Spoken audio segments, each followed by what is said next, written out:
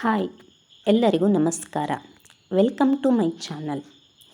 ಇನ್ನೇನು ಚೌತಿ, ಗಣೇಶ ಚೌತಿ ಹತ್ತಿರ ಬರ್ತಾ ಇದೆ. ಗಣೇಶನಿಗೆ ಪ್ರಿಯವಾದದ್ದು ಗರಿಕೆ ಹುಲ್ಲು.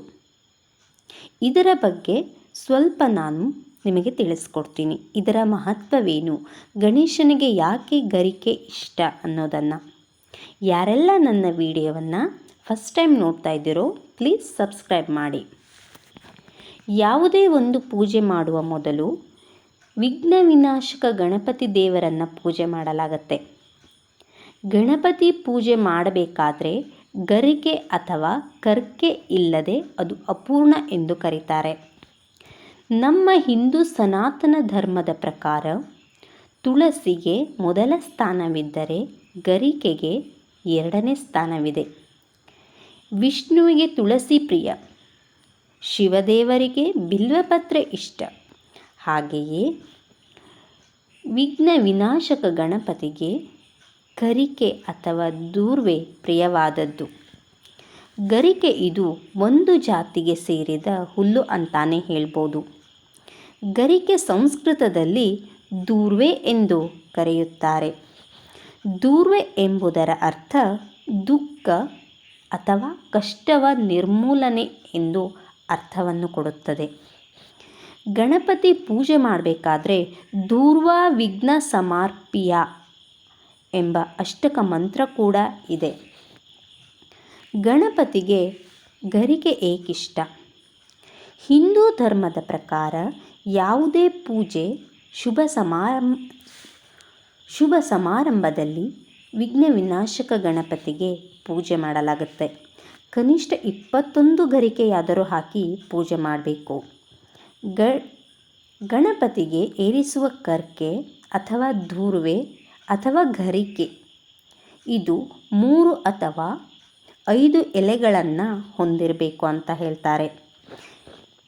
ಯಾಕೆ ಅಂದರೆ ಮಧ್ಯ ಎಲೆ ಗಣಪತಿಗೆ ಪ್ರಿಯವಾದದ್ದು, ಅಂದರೆ ಅರ್ಪಿಸಲಾಗತ್ತೆ. ಉಳಿದ 2 ಎಲೆಗಳು ಶಿವ ಮತ್ತು ಶಕ್ತಿಗೆ ಅರ್ಪಿಸಲಾಗುತ್ತದೆ. ಹಾಗಾಗಿ ಗರಿಕೆಯಲ್ಲಿ ಗಣೇಶ, ಶಿವ, ಶಕ್ತಿ ಈ 3 ಒಂದುಗೂಡಿಸಲಾಗುತ್ತದೆ ಅಂತ ಹೇಳ್ತಾರೆ. ಗರಿಕೆಗೆ ಅಮೃತದಷ್ಟು ಶಕ್ತಿ ಹೊಂದಿದೆ ಎಂದು ಹೇಳಲಾಗತ್ತೆ.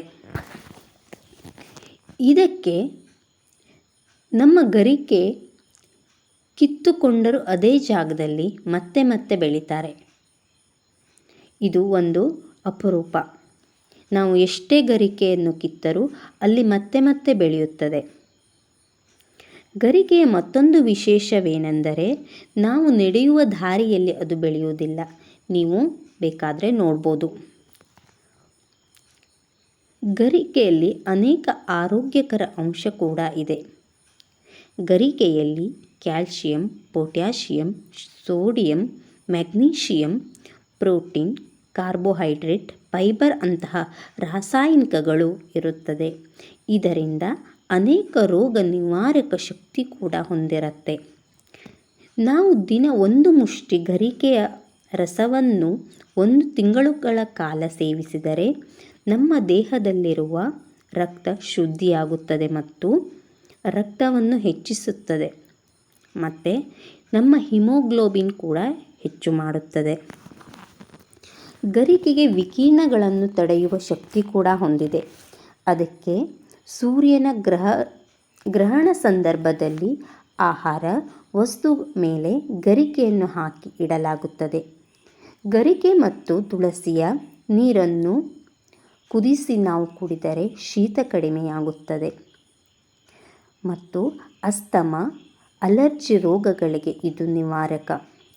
ಚರ್ಮದಲ್ಲಿ ಆಗುವಂತಹ ಅಲರ್ಜಿ ಅಥವಾ ಹುಣ್ಣುಗಳಿಗೆ ಇದರ ರಸವನ್ನು ಹಾಕಿದರೆ ಕಡಿಮೆಯಾಗುತ್ತದೆ ಎಂದು ಹೇಳಲಾಗುತ್ತದೆ.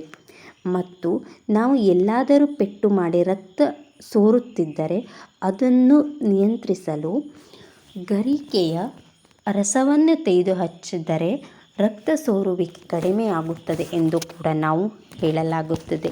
ಹೀಗೆ ಅನೇಕ ಗರಿಕೆಯಿಂದ ನಮಗೆ ಪ್ರಯೋಜನವಿದೆ.